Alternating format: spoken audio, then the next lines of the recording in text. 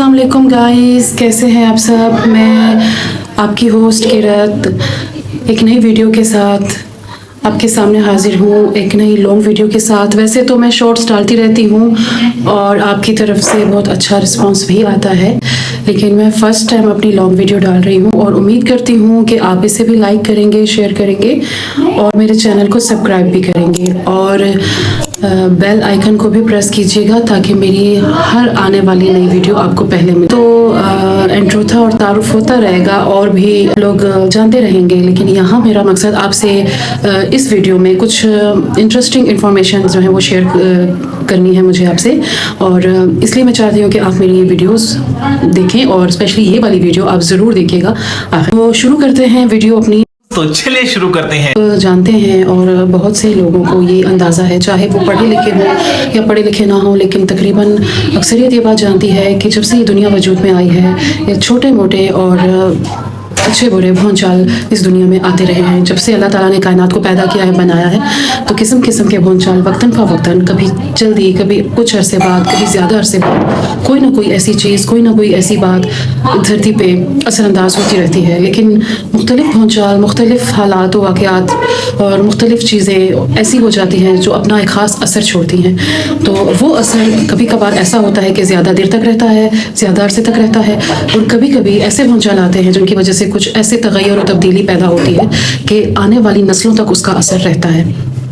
यानी उस वक्त तो उसका इतना पता नहीं चलता, लेकिन बाद में आने वाली नस्लें भी वो खामियाजा भुगतती हैं और कहा जाता है कि ये फ़लाने सन में फ़लाने वक्त में ये चीज़ हुई थी जिसका ये रिज़ल्ट निकला है और उसकी वजह से ये चीज़ हो रही है। हमें बचाए रखे इनसे, और अल्लाह पाक कुल मोमिनीन को, कुल खलकत को, कुल मखलूक को, कुल कायनात को अपने हिफ्ज़ व अमान में रखे ऐसी चीज़ों के शर से और ऐसी चीज़ों की बुराई से। लेकिन आजकल फिर एक ऐसा भौंचाल आया हुआ है जिसका ये समझें, मैं कहना ये चाहती हूँ कि भौंचाल तो कभी किसी वक्त में आया था और आजकल असर हम उसका देख रहे हैं। वो भौंचाल जो कभी किसी वक्त में लोगों पे गायक का, संगीत का, सुर ताल लय का एक किस्म का एक भौंचाल, एक वायरस फैला हुआ था, जब लोग अपने इलाके को छोड़ के दूसरी जगह पे जाके संगीत सीखने जाते थे, म्यूज़िक सीखने जाते थे। बाकायदा इस चीज़ को इज्जत दी जाती थी। शेर व शायरी का एक अलग तबका होता था, शेर व शायरी में इतना दम होता था, लोग शेर व शायरी की बुनियाद पे अपनी ज़िंदगी का मकसद तय करते थे, अपनी प्लानिंग्स करते थे, और इस सिलसिले में कई ऐसे जो है रूनुमा शायर मौजूद हैं और कुछ दुनिया से गुजर गए, लेकिन उनका नाम आज भी है। इसी तरह कुछ गायक ऐसे थे कि जो आज मौजूद नहीं है, लेकिन आज भी हम उनको जानते हैं। और ये उस वक्त की बात है कि जब शायद बहुत ज़माना अर्लियर अपनी शुरू की स्टेज पे था। तो ऐसे गायक मियां तानसेन साहब का नाम जो है, कौन ऐसा है जो कहेगा कि मैं नहीं जानता।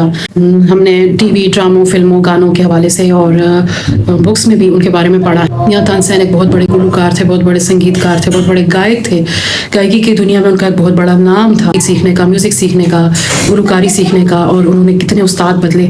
और फिर उड़ते उड़ते उनकी खबर जो है एक दरबार में पहुंची जहाँ पे एक बादशाह होता था। और आप जानते होंगे कि उस वक्त बादशाहों का दौर था, शाही दौर था, और बादशाहों का एक शेवा रहा है कि अपने दरबार में वो ऐसे गायक रखते थे खुद को महसूस करने के लिए फारिग औकात में, कि उसको बड़ी इज्जत दी जाती। तो मैं कहना ये चाह रही हूँ कि ये भी एक भौंचाल था कि उस वक्त काफ़ी लोग ये गायकी की दुनिया में कदम रखते थे और सुर ताल को बहुत ज़्यादा एक किस्म का पूजा जाता था कि जब ये लोग राग लगाते थे या सुर लगाते थे या गाना गाते थे तो भेड़ बकरियां जमा हो जाती थी, आसमान से बारिश हो जाती थी।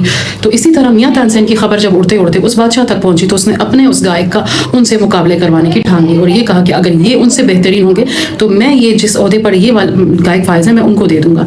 तो इस सिलसिले में दोनों की मुकाबले की गई। अब दोनों का मुकाबला हुआ। मियां तानसेन ठहरे एक अच्छे इंसान, नेक इंसान, गरीब और नफ्स इंसान। उनकी गायकी में खुलूस था, दिल में नियत अच्छी थी। और सामने वाले गायक के जो एक बादशाह के बहुत बड़े दरबार में गाना गाता था, गायक था वहाँ पे, और उसका एक मकाम था, एक अक्कड़ थी, एक गुरूर था, एक तकब्बुर था। तो वो अपने दिल में तमाम नेगेटिविटीज़ को, इन फीलिंग्स को लेके इसके साथ मुकाबले में आ गया। अब जाहिर है यूँ समझें कि एक पॉजिटिविटी का एक नेगेटिविटी से मुकाबला है जो कि आखिर तक चल रहा है। हाँ, हालात बदल जाते हैं, किरदार बदल जाते हैं, लेकिन हकीकत यही होती है कि एक तरफ नेगेटिविटी होती है और एक तरफ पॉजिटिविटी होती है। अब जब दोनों का मुकाबला हुआ तो जीत मियां तानसेन की हुई। मियां तानसेन की जीत से ये भौंचाल आया कि उसका असर उसी वक्त हमने देखा कि बहुत से भेड़ बकरियाँ और फूल खिल गए और वो जानवर परिंदे वहाँ जमा हो गए बेजुबान, अपने अपने अल्फाज में अपनी अपनी आंखों से उनको दाद दे रहे थे। आसमान से बादल में बारिश बरसाना शुरू कर दिया। लेकिन हम ये हैरान थे कि जो उनके मुखालिफ में गायक थे, मुखालिफ में जो बैठे हुए थे, जो वो भी तो ज़ाहिर है कम वाले तो नहीं थे, उनकी भी पावर थी, उनका भी एक मकाम था, ज़ाहिर है तभी तो उनको बादशाह ने अपने दरबार में फिक्स किया हुआ था इन चीज़ों के लिए। तो उसके मुकाबले में ऐसा कोई असर हमने क्यों नहीं देखा? भूचाल तो वहाँ भी आया था, लेकिन उसका असर हम आज देख रहे हैं बदकिस्मती से, जिसका असर आजकल की नस्ल पर पड़ रहा है। जी हाँ, आप सही समझे, उस भूचाल का नाम है चाहत अली खान, जिसका असर हम आज देख रहे हैं, जो इंसानी रूप में आजकल के दौर के हिसाब से, कहते हैं आफत भी अपने अपने दौर के हिसाब से रूप धारती है, तो उन्होंने इंसानी रूप धारा हुआ है। और आजकल के दौर में ये एक असर है जो तेजी से मंडला रहा है और हमारे सरों पर अजाब बन के छाया हुआ है। चाहत नाम इनको कैसे मिला मुझे नहीं पता, कि ये पैदा तो इंसानी रूप में हुए थे, तो किसी ने पाला पोसा, किसी को थोड़ी पता था कि ये यहाँ की मखलूक नहीं है। तो चाहत नाम उस हवाले से उनको उन्होंने ले लिया होगा कि उनको चाहत मिली माँ बाप की तरह किसी से, तो चाहत नाम ले लिया। और अली खान इनको वहां से तखल्लुस मिला गायकी की दुनिया से, वो एक तखल्लुस साथ में लेते हुए आए अली खान का। बहरहाल चाहत अली खान जो ये मौजूदा नाम है उनका, ये एक बहुत बड़ा वायरस है, भूचाल है, भूचाल के असर में पैदा होने वाला एक अजीब सा जरासीम है। तो मेरी हुकूमत पाकिस्तान से दरख्वास्त है कि प्लीज इनको कंट्रोल करें। उन पे अजीब अजीब किस्म के दौरे पड़ रहे हैं, और दौरे पता नहीं कहाँ कहाँ पड़ रहे हैं, और किस किस बंदे को जकड़ के वो अपनी उस साजिश का हिस्सा बनाते हैं। वो अभी तक तो ज्यादा जो है देखा गया है कि लेडीज ही हैं जो आए हाय ओए होए बदोबदी और ये इस किस्म की चीजें, ये एक उनके यूं समझे कि कोई फार्मूलाज हैं। जैसे कि अभी हाल में किसी ने उनका इंटरव्यू लिया, उसमें उनको पूछा गया कि अगर आप माजरत के साथ, मुझे हंसी भी आ रही है, लेकिन ये हंसी वो हंसी है जो किसी तबाही से पहले तबाही के आने का एक अलार्म देती है, यूं समझ लें। किसी ने उनसे पूछा कि आप पसूड़ी कैसे गाएंगे, तो वो कहते हैं अग अग अग। तो अब ये अग अग जो है ये इनका नया कोई फार्मूला है। और मुहतरम शहबाज शरीफ साहब, अगर आप बहुत ज्यादा बिजी है या उनके पास टाइम नहीं है तो आप मरियम नवाज साहिबा को कह दें, अगर उनके पास भी टाइम नहीं है, और कोई भी सियासी लीडर मेरा ये वीडियो देख रहा है और ये मेरी इल्तिजा सुन रहा है, तो प्लीज इनको कंट्रोल करें। और मैं तो कहती हूँ कि इनको एक म्यूजियम में रखा जाए जहाँ लोग आके दूर दूर से इनके साथ सेल्फीज बनाएं, इंटरेस्टिंग लगेगा कि ये देखें कारनामा है आपका कि आपने इनको कंट्रोल किया है।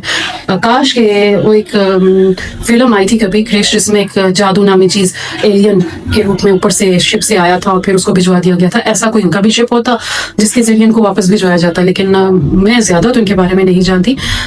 ऑलमोस्ट मेरा ख्याल मेरी वीडियो ज्यादा लंबी ना हो, मैं ये चीज